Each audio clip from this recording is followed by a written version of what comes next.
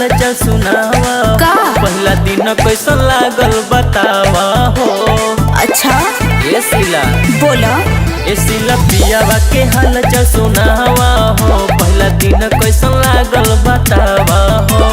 बीतल कैसे नाइट ढीला रहे टाइट, हमारो से निक मिल गइल का। दर्द याद ले बाई है याराऊ,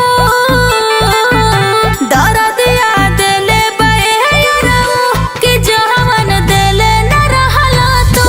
दर्द याद ले बाई है याराऊ, कि जवन दिल न रहला तो। अरे कैसन दर्द दिले बा सरवा हो।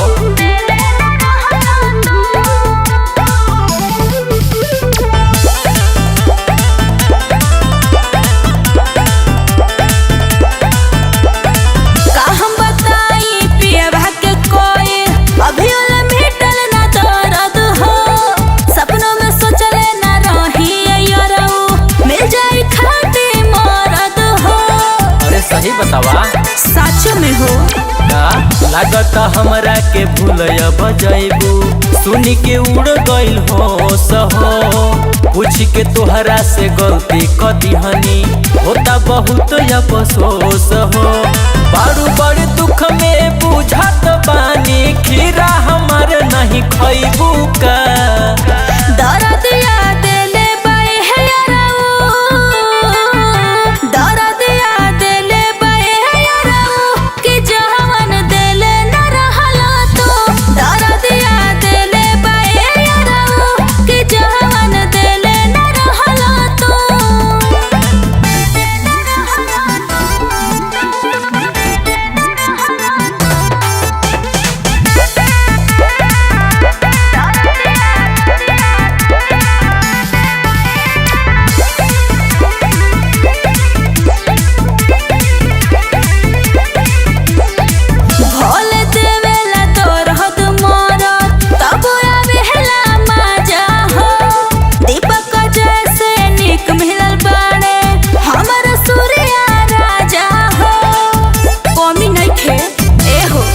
बोला पहले तो देखते हमरा के तू धरत रहलू पाजा हो। ऐसन बतिया बता के हमके दे देलू घाव बड़ा ताजा हो।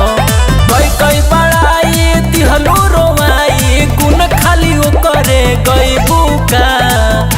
दर्द याद ले बाई है याराऊ, दर्द याद ले बाई है याराऊ, कि जवन दिल न रहला तो। दर्द याद ले बाई है याराऊ, कि जवन दिल न रहला तो। लागत हमार पता कट गई।